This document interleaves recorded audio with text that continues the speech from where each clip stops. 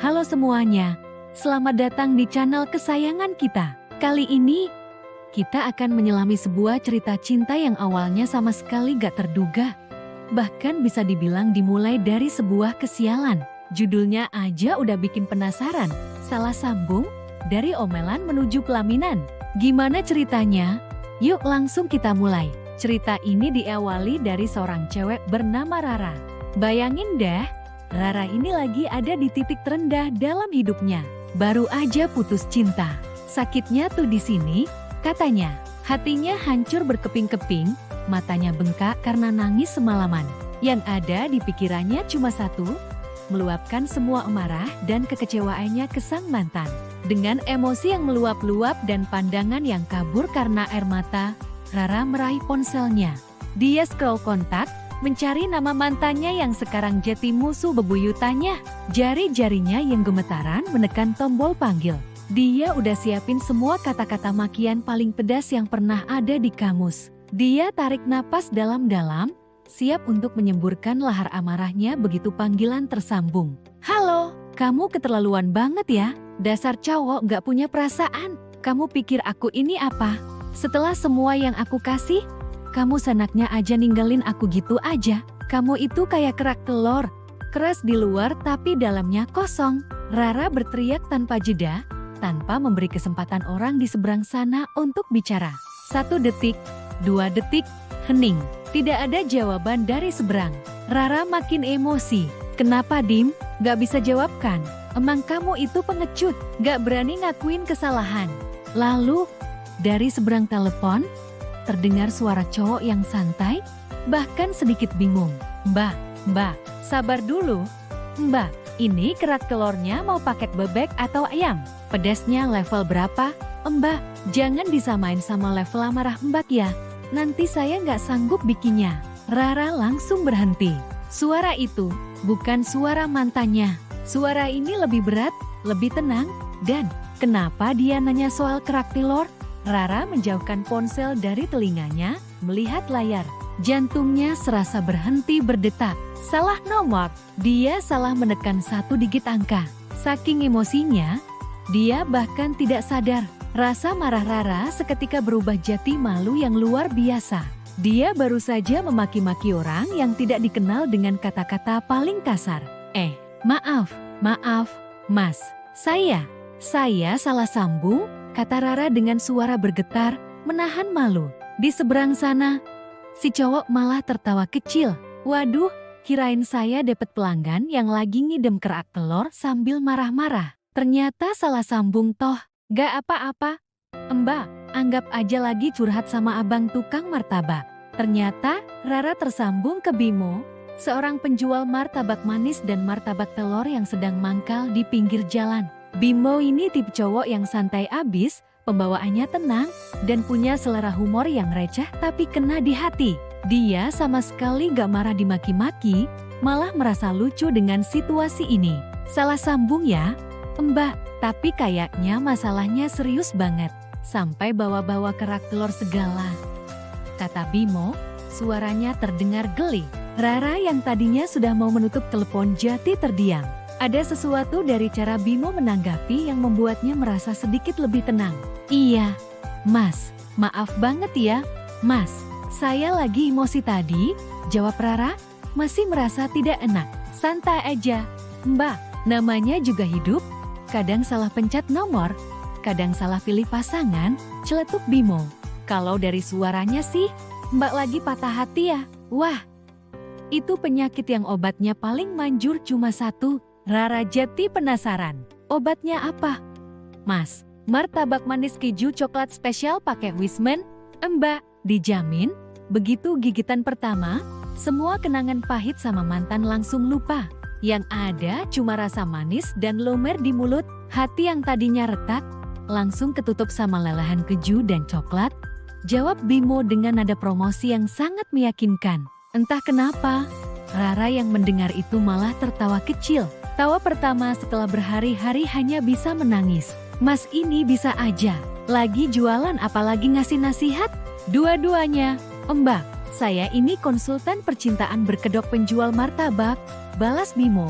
Gini ya, Mbak, Milih pasangan itu kayak milih topping martabak. Jangan cuma lihat dari luarnya aja. Kadang yang kelihatannya manis kayak selai stroberi, pas digigit ternyata asin. Mending pilih yang pasti-pasti aja, kayak keju sama coklat. Udah terbukti, kombinasi klasik yang gak pernah gagal bikin bahagia. Nasihat Bimo yang aneh tapi entah kenapa masuk akal itu membuat Rara semakin terhibur. Dia tidak pernah menyangka sesi maki-maki yang gagal total ini malah berakhir dengan konsultasi gratis seputar martabak dan patah hati. Kalau mantan Mbak itu ibarat martabak, dia itu martabak yang gosong. Mbak, kelihatannya matang dari luar, pas dimakan pahit. Udah, buang aja. Gak baik buat kesehatan hati dan lambung. Cari adonan yang baru, yang lebih berkualitas, lanjut Bimo tanpa henti. Rara mendengarkan ocehan Bimo sambil senyum-senyum sendiri. Cowok ini benar-benar unik. Dari yang tadinya mau memaki, Rara malah jadi pendengar setia filosofi martabak ala Bimo. Pembicaraan mereka terus berlanjut, dari membahas kenapa martabak telur lebih enak pakai ecer timun, sampai kenapa martabak tipis kering bisa jadi teman nonton yang lebih setia daripada pacar. Bimo dengan sabar mendengarkan cerita Rara tentang mantannya, sesekali menyela dengan analogi-analogi martabak yang kocak. Dia tidak menghakimi, tidak juga menggurui. Dia hanya menawarkan perspektif baru yang segar dan tentu saja lezat. Udah, Mbak, jangan nangis lagi. Air mata itu mahal, jangan dibuang buat martabak gosong.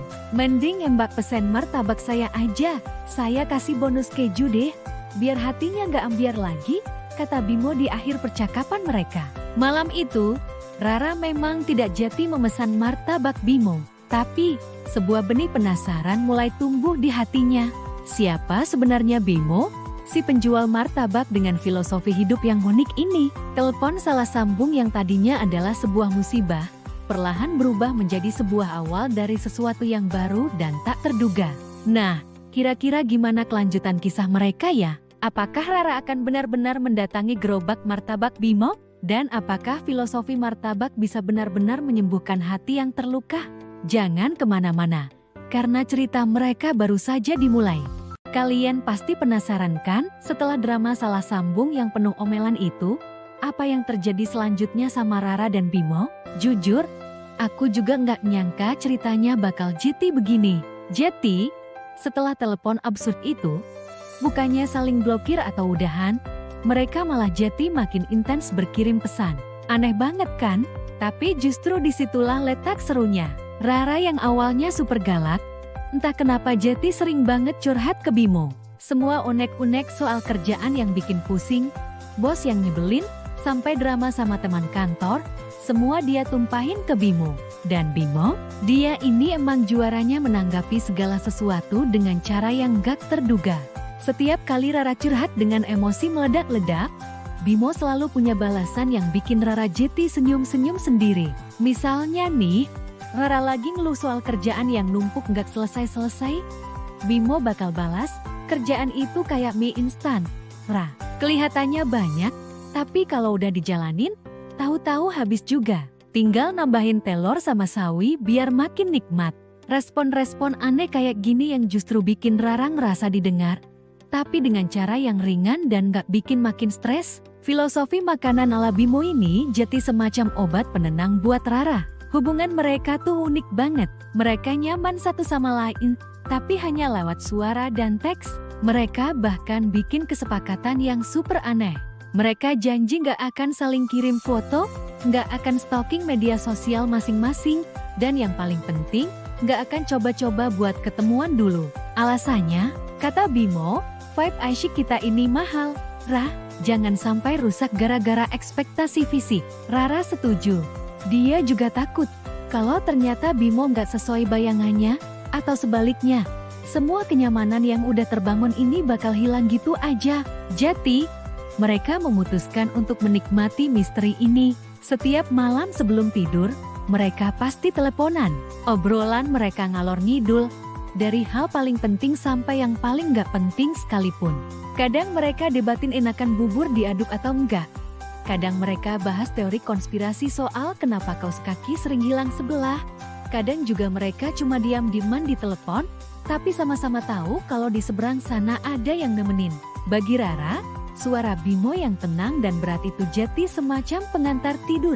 Dan bagi Bimo, tawa Rara yang renyah jadi penutup hari yang paling dia tunggu-tunggu. Teman-teman Rara sampai heran. Rara yang biasanya jutek dan gampang marah, sekarang jadi lebih ceria dan sering senyum-senyum melihat ponsel. Lo kenapa sih sekarang? Kesambet jin mana? Tanya sahabatnya, Dinda. Rara cuma bisa nyengir sambil jawab, ada deh. Pokoknya gue lagi nemuin spesies langka yang bikin happy. Dia nggak cerita detail soal Bimo, ini jadi rahasia kecilnya yang berharga. Hubungan tanpa wajah ini terasa lebih murni, lebih fokus ke koneksi batin, bukan sekadar penampilan. Mereka membangun istana mereka sendiri di dunia maya, yang pondasinya adalah obrolan random dan humor receh. Sampai suatu hari, Bimo tiba-tiba ngirim pesan yang bikin Rara deg-degan. Ra, aku ada di kotamu minggu depan buat urusan kerjaan. Menurutmu, apa sudah saatnya kita merusak kesepakatan kita? Jantung Rara rasanya mau copot. Selama berbulan-bulan, dia membayangkan seperti apa sosok di balik suara yang selalu menemaninya itu. Ada rasa takut, tapi juga rasa penasaran yang luar biasa besar. Dia takut kecewa, takut kalau ternyata kenyataan gak seindah fantasi.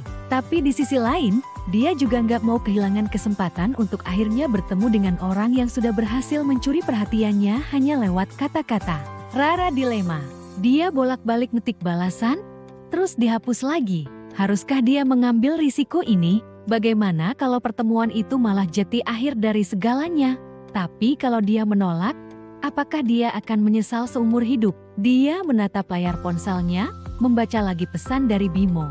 Setelah menarik napas panjang, Rara akhirnya mengetik sebuah balasan singkat. Sebuah jawaban yang akan menentukan kelanjutan dari kisah salah sambung mereka. Nah, kira-kira apa ya jawaban Rara? Dan kalau mereka akhirnya ketemu, bakal kayak gimana ya pertemuan pertama mereka? Apa bakal canggung? Atau malah lebih seru dari yang dibayangkan? Semua bakal kita bongkar dan kita lanjutkan ceritanya. Kita udah ngikutin gimana obrolan mereka yang awalnya penuh salah paham, lama-lama jadi penuh perasaan. Dari yang awalnya cuma bales balasan pesan iseng, sampai akhirnya mereka nggak bisa lepas dari ponsel masing-masing. Bimo yang awalnya sok cool, ternyata luluh juga sama ocehan Rara yang ceplas-ceplos.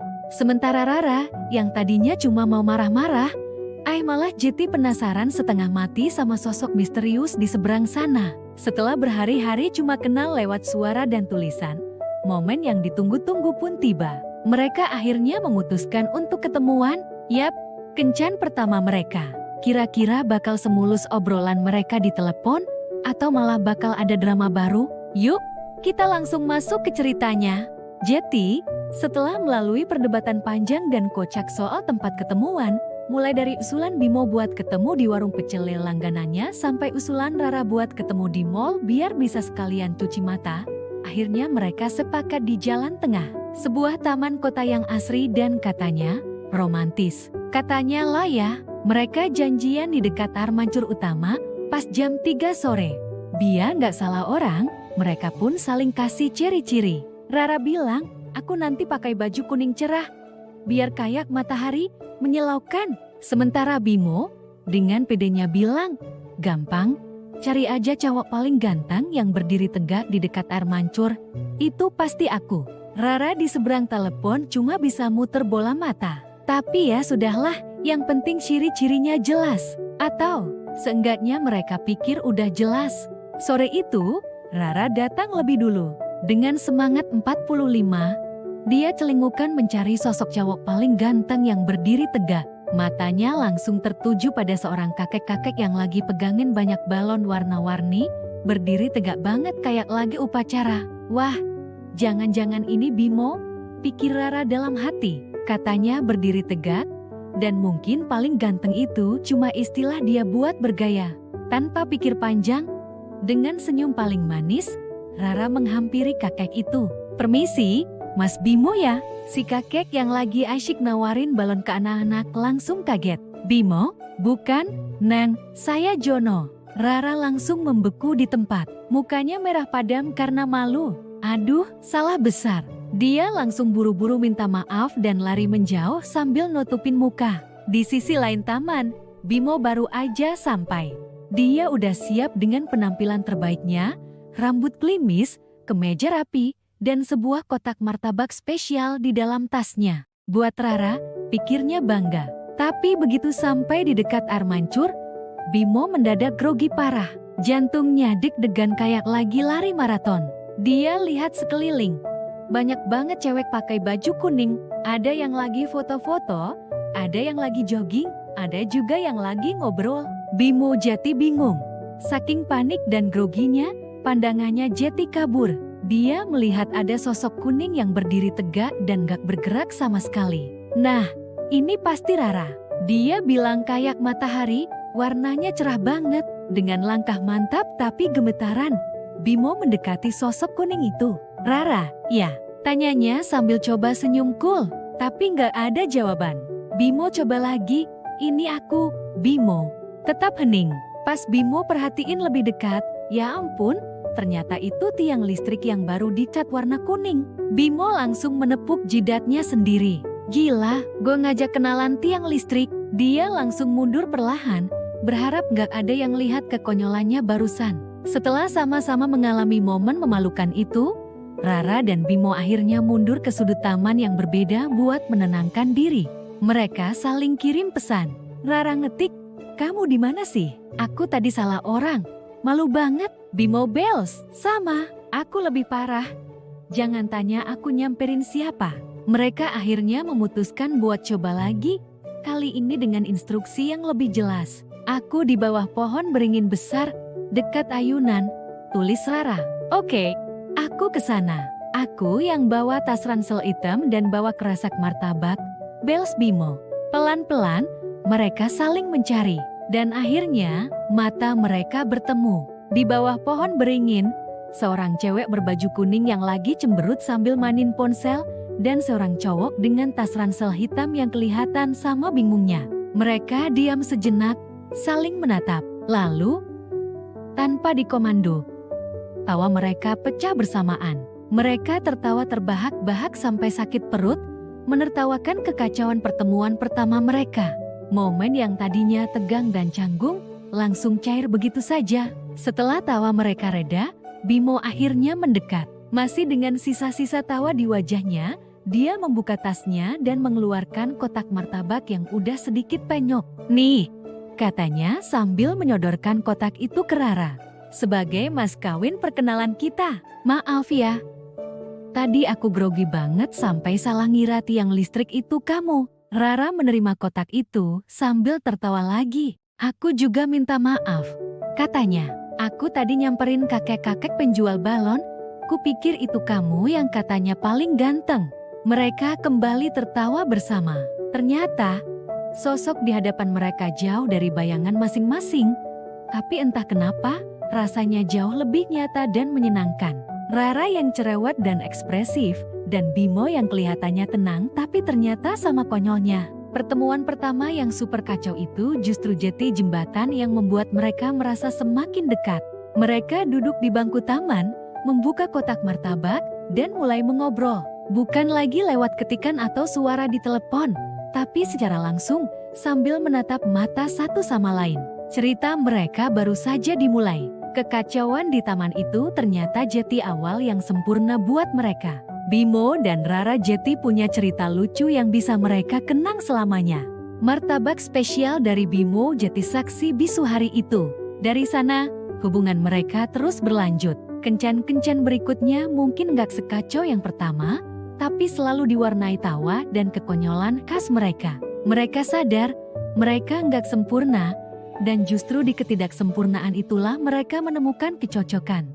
Dari omelan salah sambung, berlanjut ke pertemuan yang kacau balau, kira-kira petualangan apalagi yang bakal mereka hadapi selanjutnya? Apakah jalan mereka menuju pelaminan bakal mulus, atau masih ada drama-drama kocak lainnya yang menanti? Nah, itu semua akan kita bahas di bagian keempat. Jadi, jangan sampai ketinggalan ya.